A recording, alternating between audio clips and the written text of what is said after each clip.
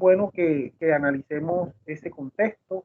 Ya hemos visto que el COVID generalmente es una familia de virus, no es nuevo, tiene más de 20 años en el argot científico, solo que la variedad que aparece en este caso es bastante agresiva, es una variedad desconocida, porque vemos que en las familias siempre hay un integrante, la oveja negra, digamos que esta puede ser la oveja negra de los coronavirus debido a su difícil manejo y muy seguramente también uno de los problemas más severos tienen que ver con la capacidad de infección, esa manera tan atípica de infectar que las manifestaciones, los signos y síntomas no aparecen enseguida, sino que aparecen un tiempo después. Se estaba manejando también la versión de que los pangolines, los murciélagos, los camellos y algunos otros mamíferos podrían ser portadores del virus. Esto pues está siendo también objeto de investigación, pero aún hay unas imprecisiones que se deben verificar.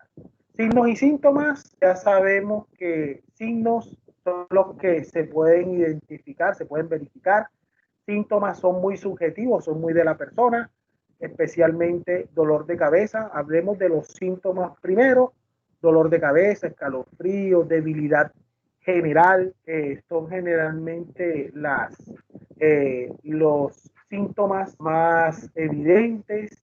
Los signos, está obviamente la fiebre, fiebres altas, tos, la diarrea, el vómito, ya está vienen siendo situaciones que se puedan verificar y deben ser para nuestro caso las alarmas más específicas con las que debemos tener muchísimo cuidado.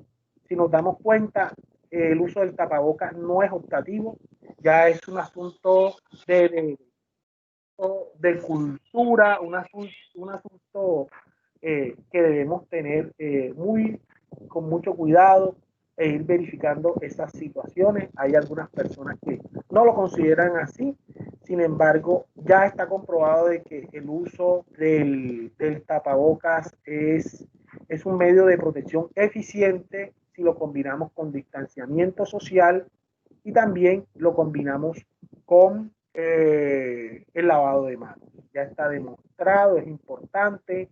Y recuerden que existen también en el argot común grupos que pueden ser mucho más vulnerables a padecer la infección y vulnerables a sufrir complicaciones derivadas de la enfermedad. ¿Quiénes son los que pueden estar muy seguramente más comprometidos con esta situación?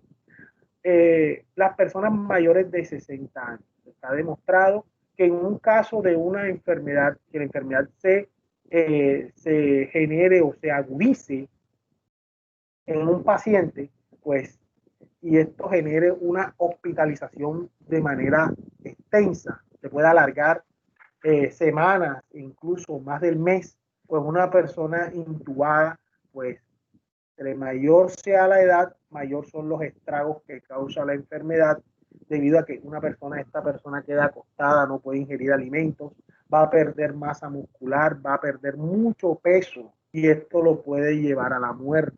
Ancianos de tercera edad, personas de 80, 90 años que se han enfermado con COVID y han entrado a un estado crítico, su pronóstico es muy malo. Lo que pasó en España, lo que pasó en Italia, eso se ve reflejado ahí.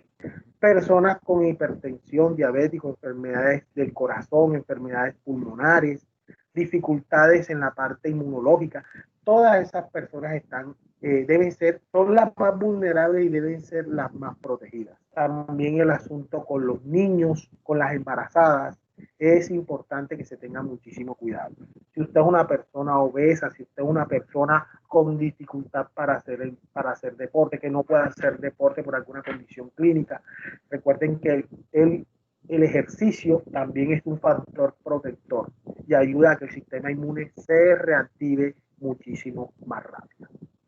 ¿Cómo se transmite? Ya está demostrado que el COVID-19 o SARS-CoV-2 Se transmite por contacto directo con gotas respiratorias o microgotas por la vía aérea. Estamos hablando de nariz y boca. Si usted se acerca a una persona y no tiene protección, esa persona está infectada y esta persona tose, estornuda o respira y usted inhala ese aire que esa persona exhaló y ese aire está contaminado con el virus y usted lo inhala, usted se puede contaminar. Es muy seguro que te contamines con el COVID-19.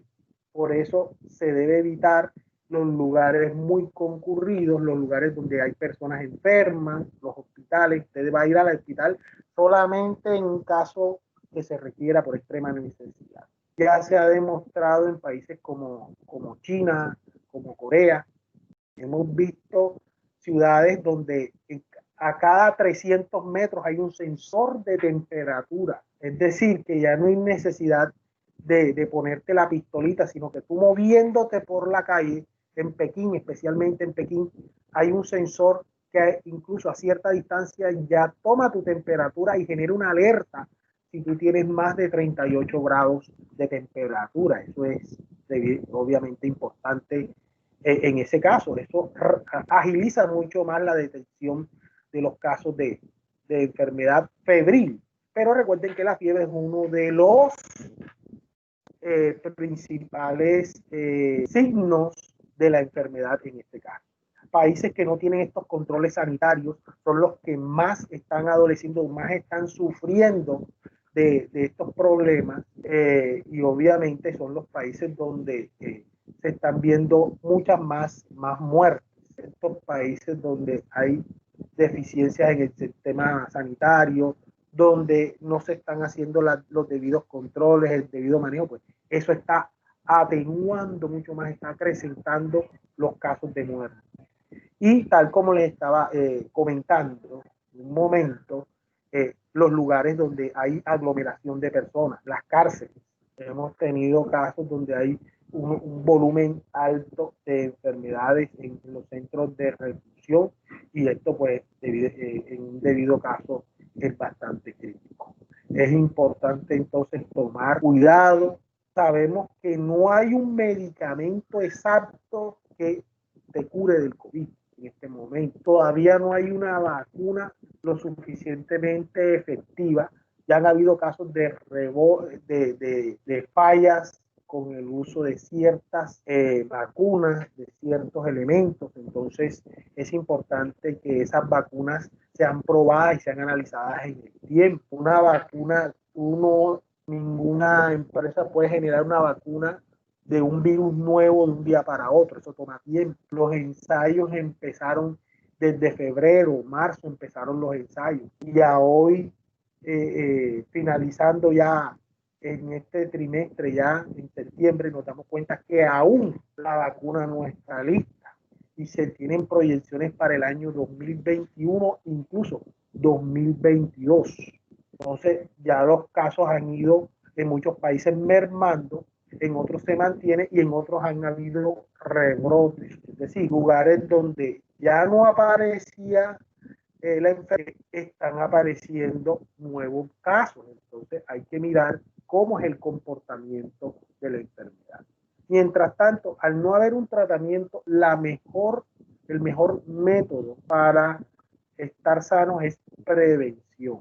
Es distancia social, uso del tapaboca, lavado de manos, higiene general del hogar y estar muy bien informado, consumir alimentos sanos, que es lo que nos puede ayudar. ¿Cómo me protejo y cómo protejo a los demás? Ustedes están en un ámbito en general donde tienen que interactuar.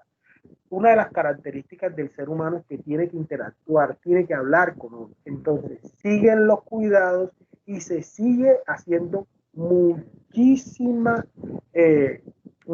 acento, muchísima énfasis en las medidas de prevenir. Prevenir el estar en contacto con estas personas. Si tienes que estar en un medio abierto, un medio donde hay personas, pues mantener esa distancia y evitar esa cercanía, ese contacto estrecho.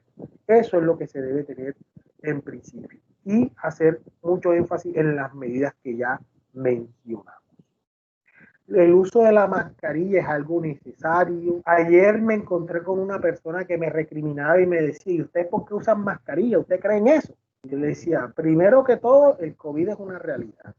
Segundo, hay que cumplir la ley. Está en la ley, está en una resolución, en muchas resoluciones. Si usted lee todas las resoluciones que tienen anexo técnico de protocolo de bioseguridad, en todas se habla de lo mismo. El uso del tapaboca, el lavado de manos y el distanciamiento.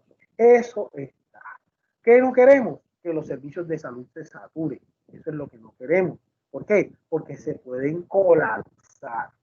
Tuvimos el caso en Cartagena donde la ocupación de UCI llegó a más de un 90%.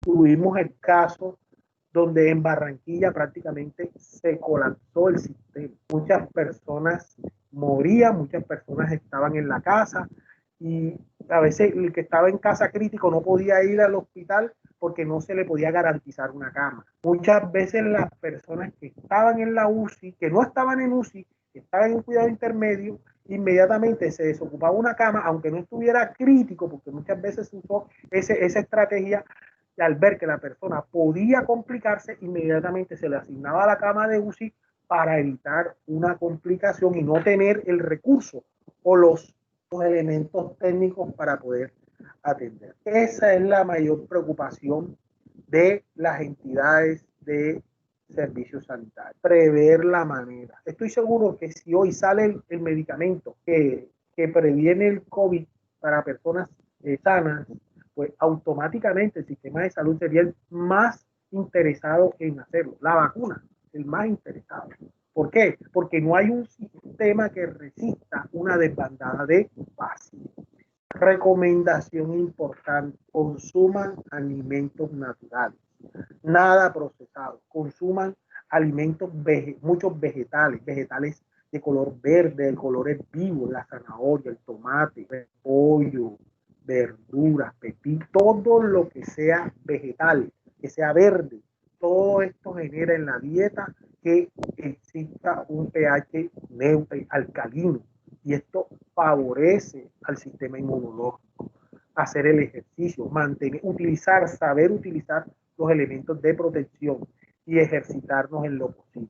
A veces no, que me da pereza, hay que sacar el momento porque todos nosotros nos hemos visto en un cese, en una desaceleración de los procesos también en cuanto al ejercitarnos. Entre más te ejercites y mejor consumas los alimentos, será mejor el desempeño y obviamente la protección que podamos tener frente a las manifestaciones de esta enfermedad que es una realidad. Bueno, muchas gracias.